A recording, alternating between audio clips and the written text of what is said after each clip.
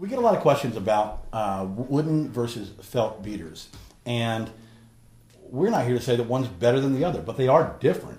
And so what we wanted to do was for some people who maybe have never tried wooden beaters, so we're going to do a little bit of a shootout. We'll show you up close. We got some mics all set up, so let's roll.